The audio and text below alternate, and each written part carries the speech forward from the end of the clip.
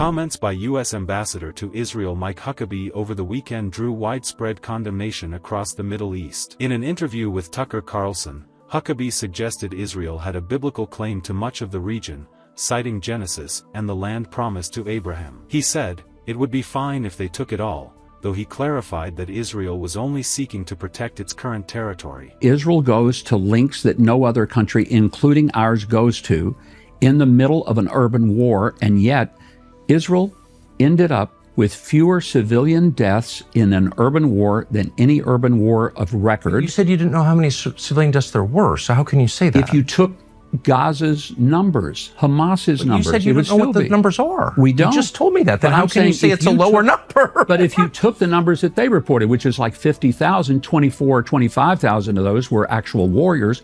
How many civilians? If you took all of their numbers, range from 120 to 78. Those are the ones I just read. I don't know if that's real. I don't know either. I'm asking you. Yeah, and I'm telling you, those numbers I've not heard, have not read. The numbers that I think are more reportable are somewhere in the 60,000 range. Where do those come from?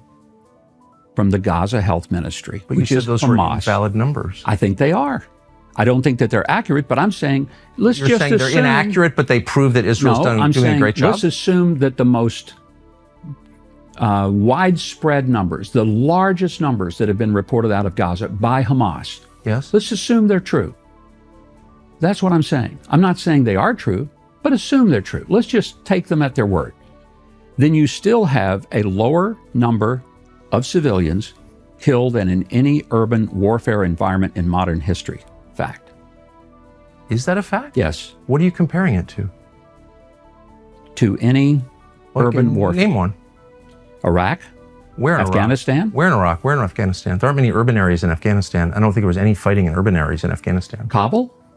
I don't know. Were there pitched battles in Kabul over long periods of time? I don't. 20 years.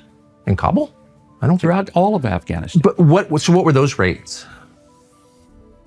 You're talking about what are the rates there? The number of people who were killed into the tens of thousands. I'm asking you to. I don't know the answer. I've never heard of any of this. You brought it up. You said the IDF has killed a lower proportion of civilians in urban warfare than in any urban conflict in modern history. I'd never heard that before. I don't know what are the controls for that. And you said, well, the U.S. military killed more civilians. Would you agree that the real tragedy was that Hamas continued to force this war? Hold on. You just once again said that the IDF is more humane than the United States military. You just said that. You said in Iraq and Afghanistan, the U.S. military killed more civilians than the IDF did in Gaza. You just told me that. I never heard that before. And my question is, how do you know that? What are those numbers? And I'm trying to explain to you that there were extraordinary efforts to keep the number. You don't know the numbers, do you? I think they were tens of thousands. I'll get them for you. Well, you brought it up. That's the only reason I'm pushing you. But I'm wearing a flag. I work for a country, and you pretended or alleged that somehow I'm not loyal to this and that I'm criticizing my own country, and I'm not. They did a better job than the U.S. military in Iraq and Afghanistan. And I said, what are the numbers? And you said, I don't know.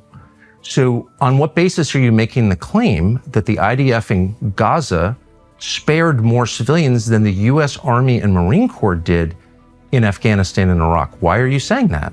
Like, on what basis are you saying that? From the conversations that I've had with the people who fought there.